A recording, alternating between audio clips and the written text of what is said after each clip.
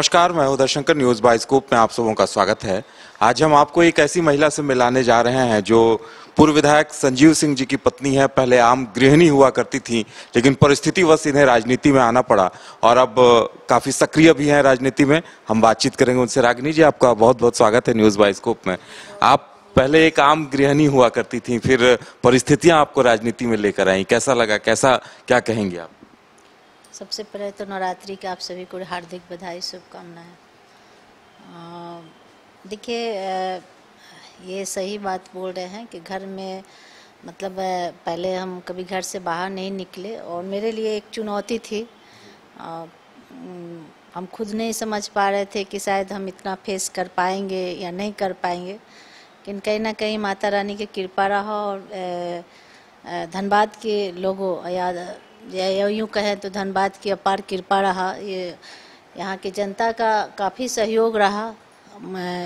मेरे अंदर हिम्मत देने का या आगे बढ़ाने का काफ़ी सहयोग रहा, जो मैं इतना बढ़ पाई हूँ या मैं कुछ कर पाई हूँ। पहली बार आपने चुनाव लड़ा तो वो आपको अचानक लड़ना पड़ा था। उसके बाद आपने क्या कुछ देखा, क्या कुछ किया उसके बाद? देखिए, थोड़ी सी चूक हुई थी, लेकिन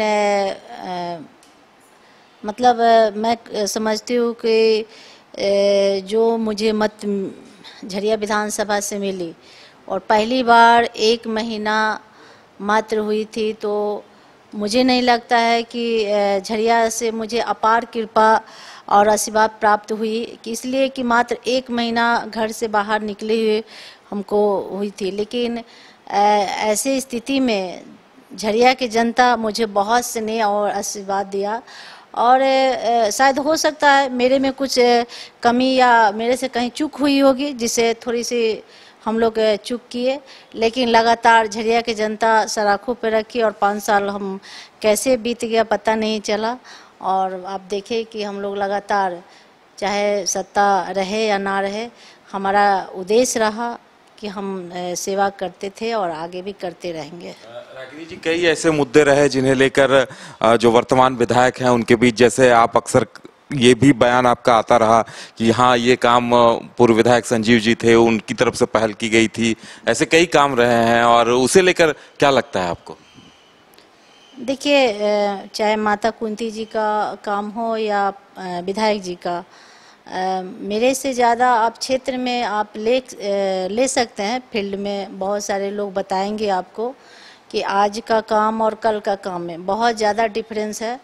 आप देखिए कि अग्नि प्रभावित एरिया में भी हम लोग काम किए हैं, जो आज भी उस रोड में कहीं भी कुछ एक भी गिट्टी और एक भी रेत नहीं लगा है, जबकि अग्नि प्रभावित एरिया में किए हैं।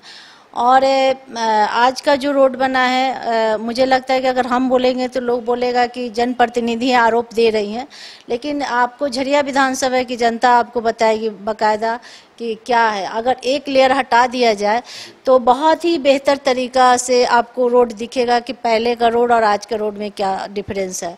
और आज देखिए कि कहीं भी अगर विकास दिख रहा है तो पहले कहीं विकास है। 4 साल में मतलब झरिया विधानसभा में विकास रुक चुकी है, जिसका उदाहरण है कि आज देखें कि आए दिन न्यूज और पेपर के माध्यम से पानी हो या बिजली हो या आप रोड के मामले में देखिए, हर तरह से हाहाकार मचा हुआ है झरिया विधानसभा में। तो वहाँ और अब 5 साल बीतने को जा रहा है, लेकिन मुझे नहीं लगता कि कहीं कोई विकास धरातल पर उतरा।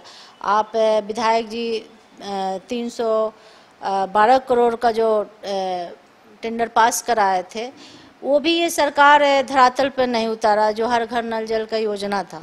अगर पानी की झरिया में घोर किल्लत है और अगर ये पानी का काम अगर बेहतर तरीक़ा से ये हो जाता है इस सरकार में, तो मुझे लगता है कि झरिया में पानी के 90% या 100% पानी की समस्या दूर हो जाती।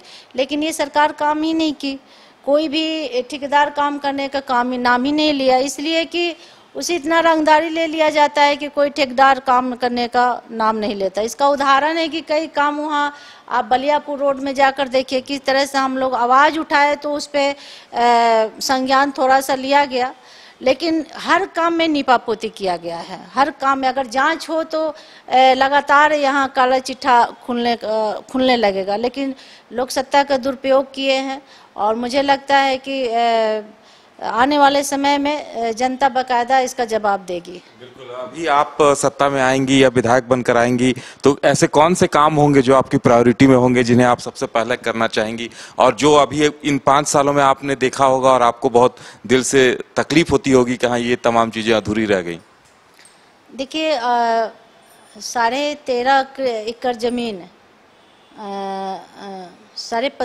मतलब 15.5 एकड़ जमीन विधायक जी उपलब्ध कराए थे आरएसपी कॉलेज के लिए।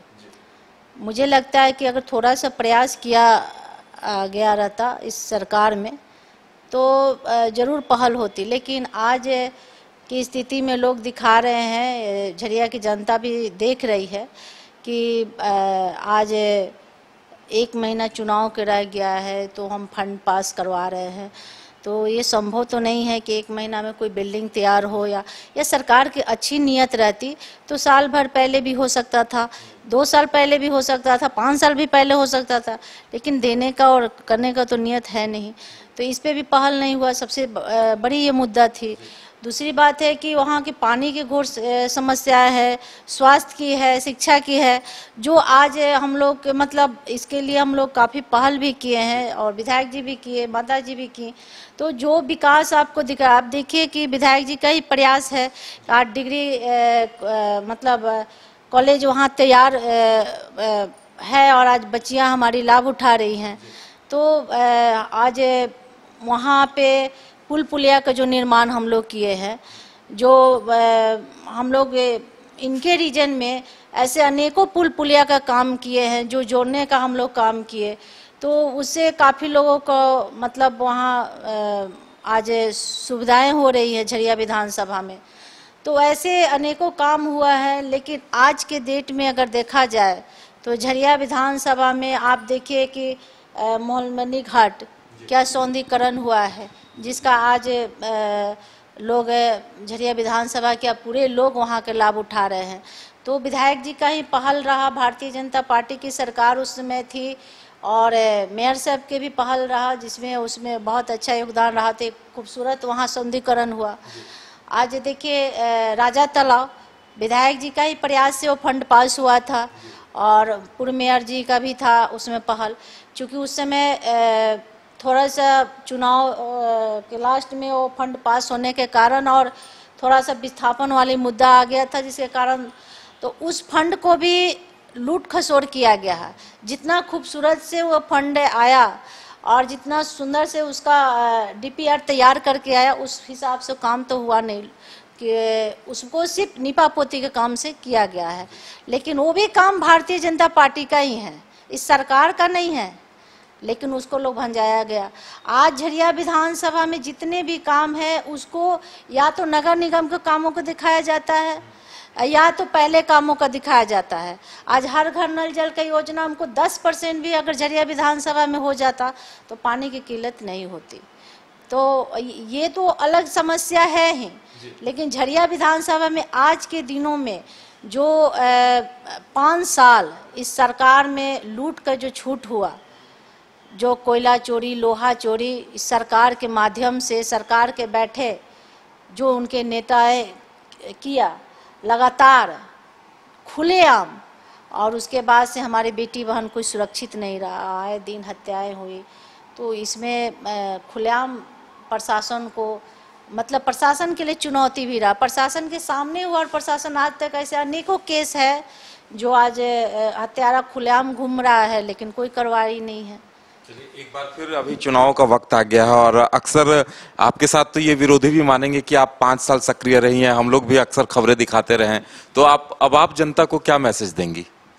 देखिए, मेरे लिए मैसेज क्या देना, हम तो 365 दिन जनता के लिए खड़ा थे और आगे भी खड़ा रहेंगे। हम यही चुनौती के रूप में क्या हम लगातार, चाहे चुनाव के दूसरे दिन, रिजल्ट के दूसरे दिन, तीसरे दिन हम झरिया विधानसभा में उपलब्ध थे और उस दिन से लेकर आज तक हम हैं। चाहे कोरोना काल में भीषण स्थिति में भी सब लोग उस समय घर में छुप के बैठा था, तो हम भी उस घर में से बाहर निकल के, चाहे कच्चा राशन की बात कहे तो, या सैनिटाइजर की बात कहे तो, एम्बुलेंस की बात कहे तो, या पक्का राशन की बात कहे तो हर तरह से मेरे से जितना हो सका। आज देखिए, हम सिर्फ पानी का 2 टैंकर, हम इतना कंप्लेन मेरे पास आया, तो हम लोग ये सोचे कि चलिए किसी का सुख दुख के लिए तत्काल, क्योंकि किसी का शादी है, मरनी है, जीनी है, जो से लोग बहुत अर्जेंट के लिए मांग रहे थे, तो हम उसके लिए ले गए। लेकिन यहाँ इतना घोर किल्लत है झरिया विधानसभा में